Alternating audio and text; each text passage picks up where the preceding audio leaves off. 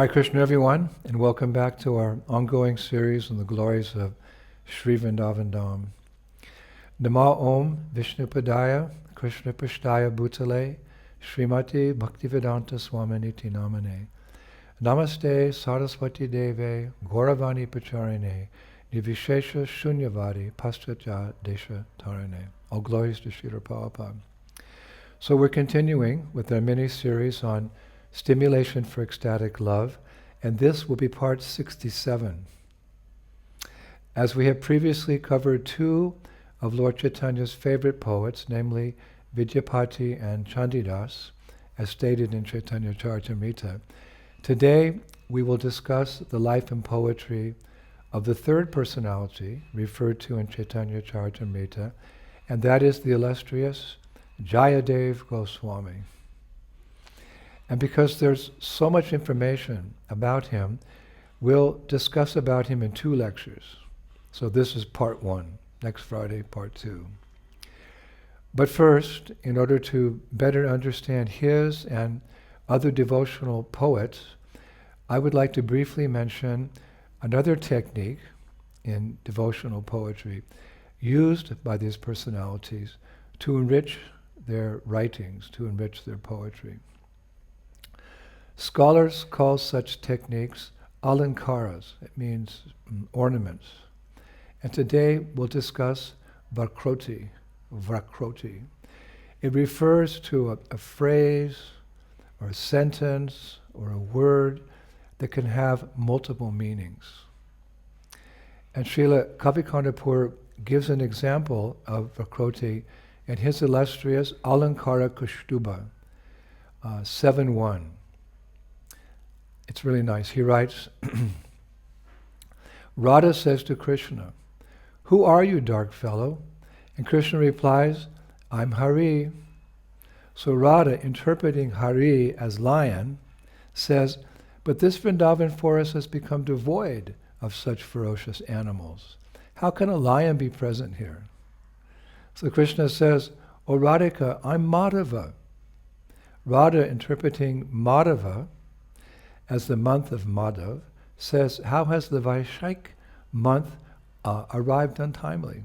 Vaishak month. Krishna says, "O charming lady, I am Janardhan." And Radha, interpreting Janardhan as he who gives all people trouble, it's one interpretation, says, "Oh, it's nice that a troublesome person like you is staying here in the forest, away from the city and the people in general." So Krishna says, "Oh girl, I'm Madhusudan." So Radha, interpreting Madhusudan as honeybee, says, "Well, that can be seen from your black color. Indeed, a double scoundrel you are. Double scoundrel you are." So this sweet and humorous poetic exchange, in this we see the terms Hari, Madhava, Janardhan, and Madhusudan. But they've been interpreted with different meanings, like that. So this is an example of the poetic technique or ornament, alankara, called varakoti. Hare Krishna. That's our poetic lesson for today, poetry. So on to the life and poetry of Jayadeva Goswami. I was waiting to give this lecture, part one and part two. It is said that Jayadeva Goswami was born either in the 11th or 12th century in a village in Bengal called Kendu Bhilva in the district of Birbhum. And his father's name was, Bojadev, and his mother's name was Ramadevi.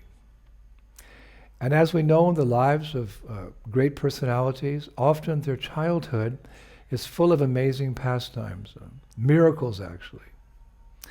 And so it's no surprise when we learn that Jayadeva Goswami discovered his Ishtadev, his worshipable Lord, the deities of Radha Madhava, when he was just a small boy.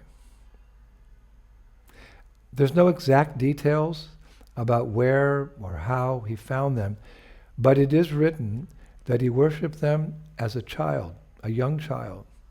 He worshipped them in his youth, he worshipped them through middle age, and he worshipped them in old age until he passed away. So I was thinking from his example, we can see that deities appear out of the strong desire of such devotees who wish to worship them. But of course, Jayadeva Goswami is most famous for his literary contributions. And most notably, his most famous work, Gita Govinda. Gita Govinda.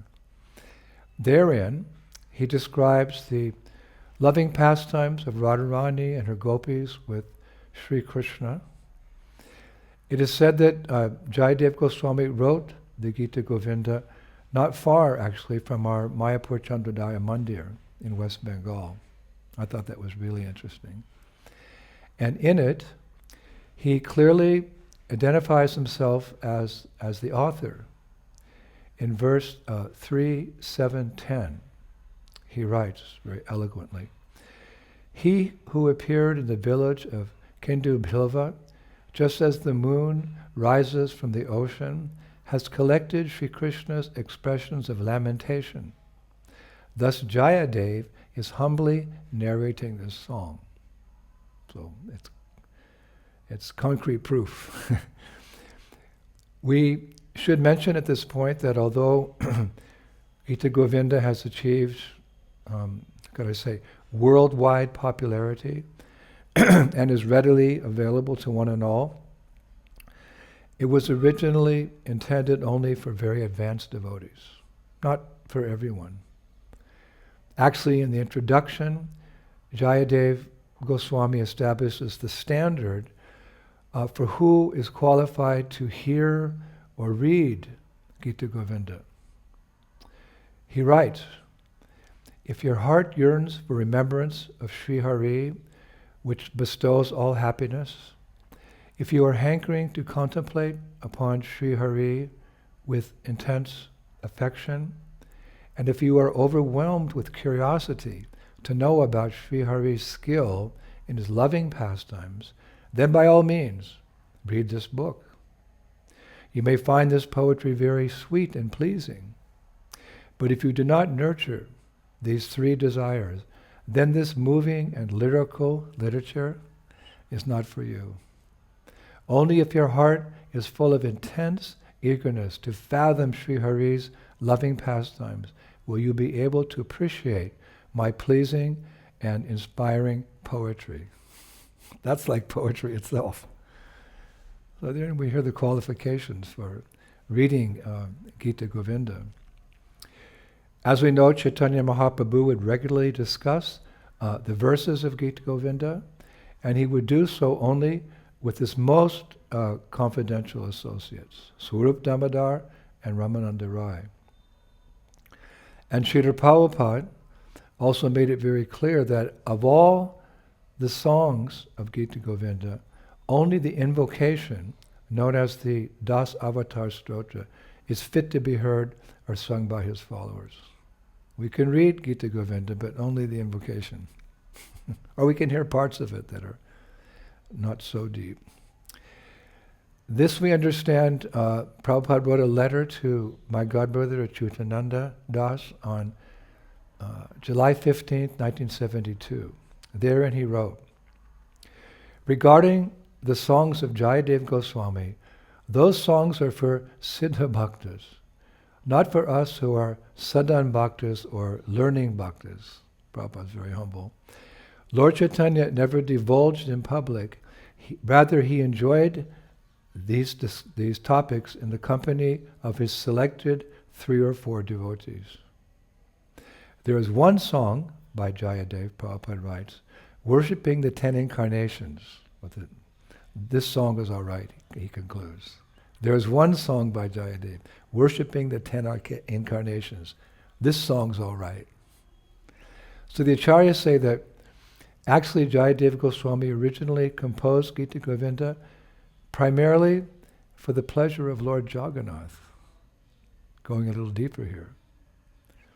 But as Srila Prabhupada mentioned, the song Das Avatar Stotra, about the 10 incarnations, in Gita Govinda, that's for everyone.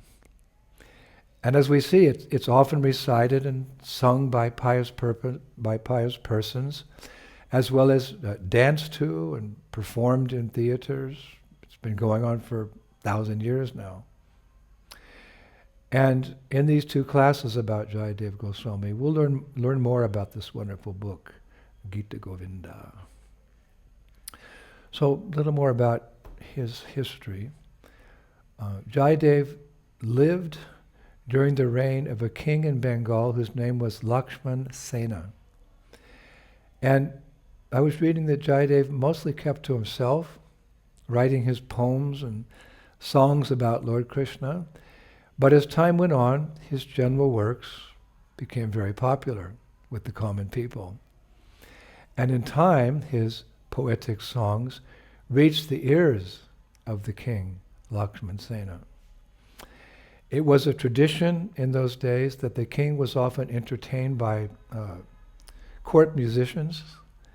So one day, in his palace, this king was listening to a concert by his musicians, who were accompanied by a choir of singers.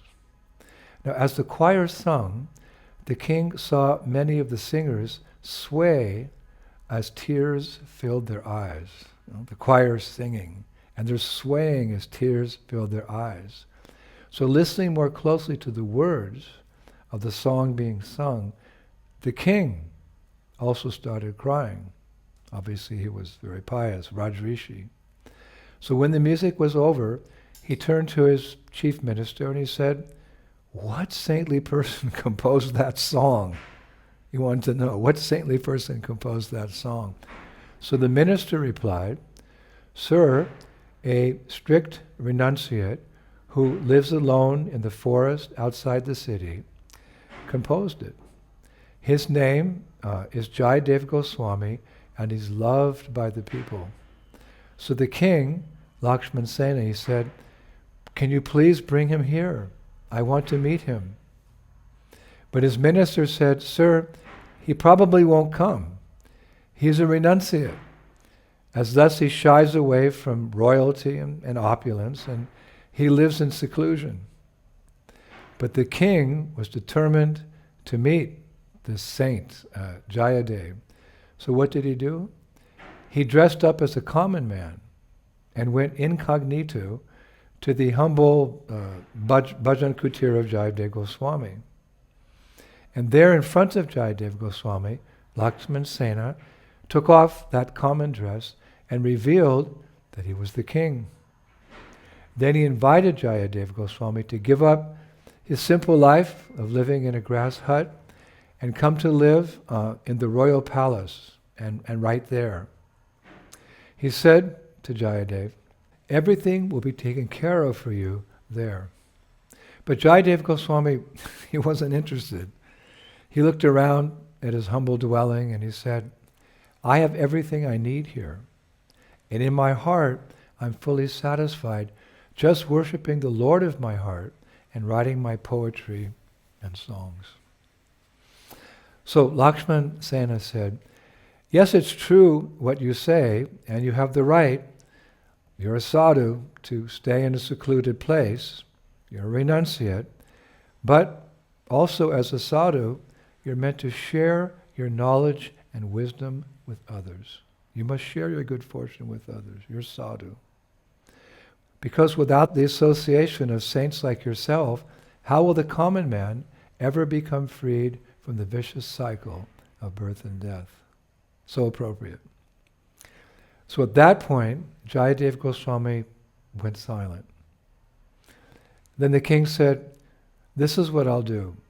There's a beautiful, very simple abode not far from my palace called Champahati, like a little kunj, a little forest. It's a forest actually of champak trees. We'll make you a bhajan kutir there, and you can continue your writing. In this way, sometimes myself and other fortunate souls can come and take the dust of your lotus feet." So being an exemplary Vaishnava, and knowing that the primary duty of a Vaishnava is to deliver others, Jayadeva Goswami agreed. So he moved to to that forest, and he took his deities with him. And as promised, Lakshman Sena arranged an accommodation for him there, and he actually built a little temple for his deities, Radha Madhava. And so the first formal worship of those deities began at that time. So for some time, Jayadeva Goswami kept writing his poems and his songs, and the king would come and visit him, whenever possible. But one day, Lakshman Sena, the king, sent Jayadeva Goswami to Jagannath Puri. There was some special function going on. I didn't catch what it was, but he sent him there for that special function.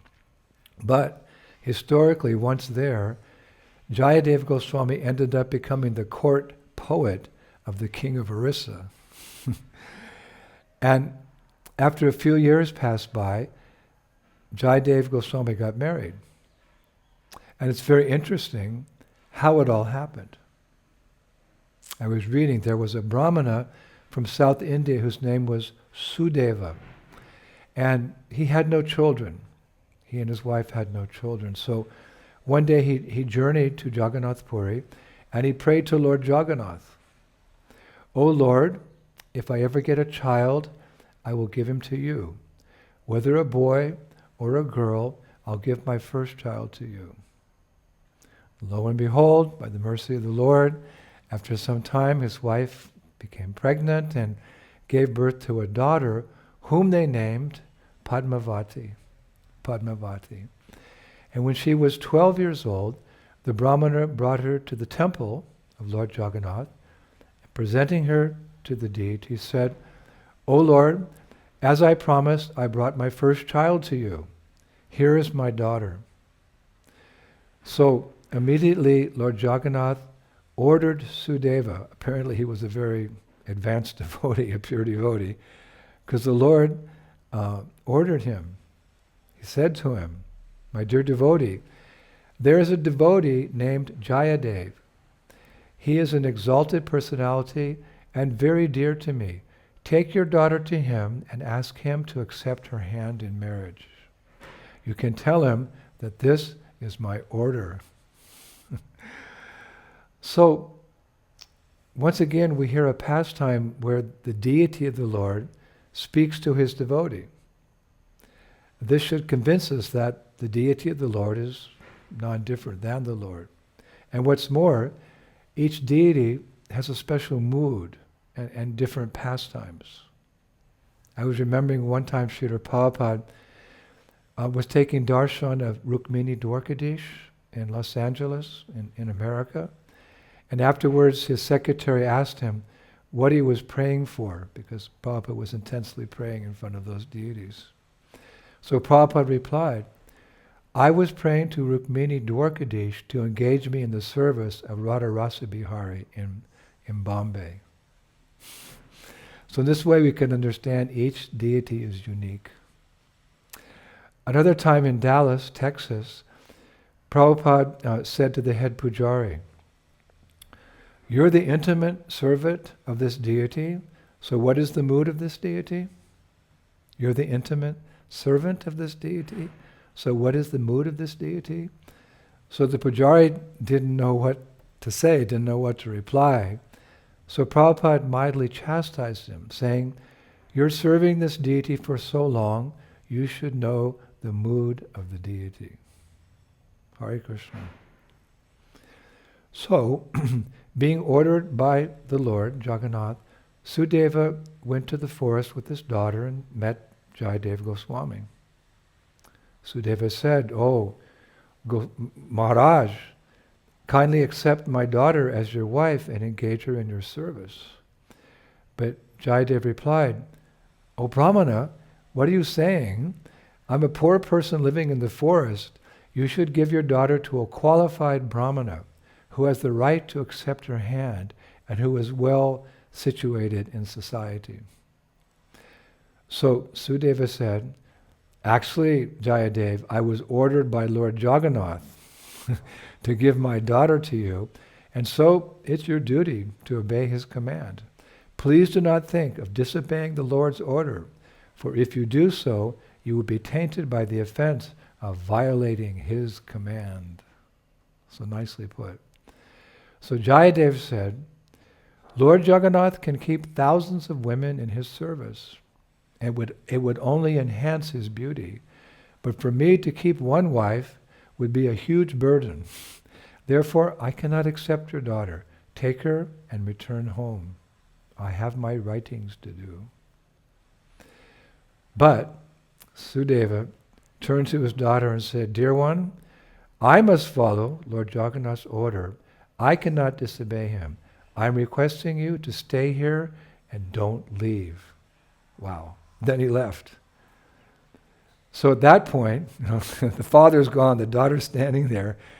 Jayadeva it's described he was perplexed. What he should do with the young girl. But finally, he spoke to her saying, I am not a suitable husband for you. I will not be able to carry out the responsibility of maintaining you. And hearing this, the young girl, Padmavati, folded her hands and said, My dear husband, my dear husband, whether it brings happiness or distress, I have dedicated my life to you. So hearing Padmavati's, you could say, chaste words, and seeing her, how can I put it, remarkable determination, Jayadeva realized it was indeed Lord Jagannath's desire, and that the Lord must have a higher purpose. So he agreed to accept her as his wife. This is the nature, I was thinking, of a pure devotee of the Lord, to always put the desires of the Lord before his desire. The same principle holds true, actually, for a disciple who sees his spiritual master as a representative of the Lord. He always puts the desire of the spiritual master before his or her desire. So after their marriage, Jayadeva Goswami and Padmavati returned to the kingdom of Lakshman Sen and the forests of Champahati.